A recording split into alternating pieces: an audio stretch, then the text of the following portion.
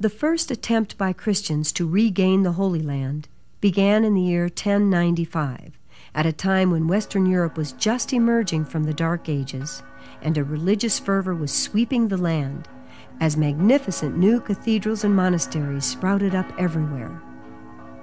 At this time, the Pope was asked by the Byzantine Emperor for his help in protecting the Christian citizens of Constantinople from the increasing attacks by Muslim Turks. The Pope agreed, hoping this gesture might make it possible for him to gain control over the Orthodox churches of the East. It was here in Clermont, France, that the Pope preached the First Crusade. He summoned all Christian warriors to arms, to help their fellow Christians in the East defend themselves from the Muslims and to regain control of the Holy Land. For those who left their homes to join the crusade, the Pope offered a wonderful reward, the removal of all punishment for their sins, which opened up the pathway to heaven. The crusader depicted here was Robert, Duke of Normandy.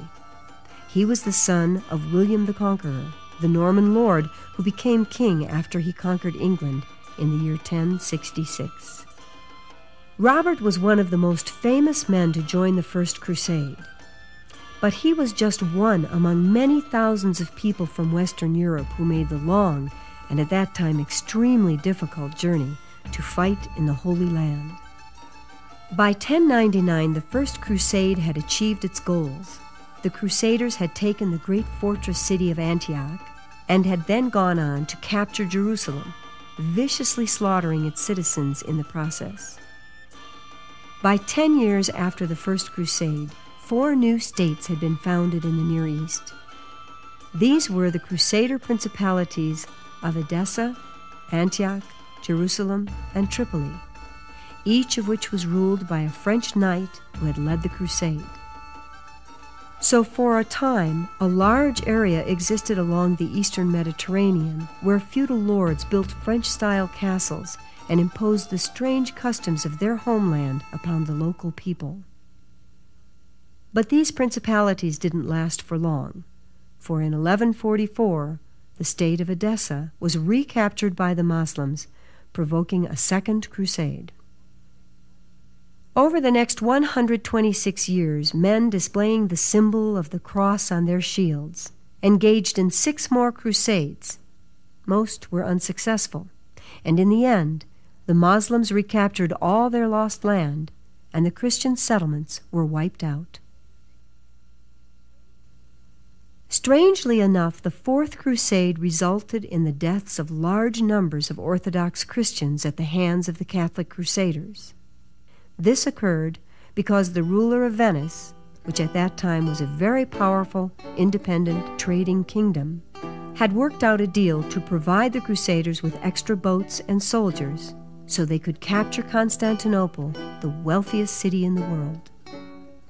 Thus, in the year 1204, as the Crusaders anchored in the harbor at Constantinople, they seemed to have forgotten all about their Muslim foes, for the battle that followed turned into a 3-day orgy of looting, raping, and killing. The Crusaders even smashed the altar of the sacred church of Santa Sofia and took the pieces home as souvenirs. As a result of the Fourth Crusade, the ruler of Venice personally crowned the new emperor he had chosen for Byzantium, and in this way, Italians ended up ruling the empire for the next 60 years. And it was during this time that these 4 magnificent bronze horses, symbols of the greatness of the Byzantine Empire, that for 6 centuries had graced the splendid hippodrome of Constantinople, were hauled off to Venice, where they remain to this day.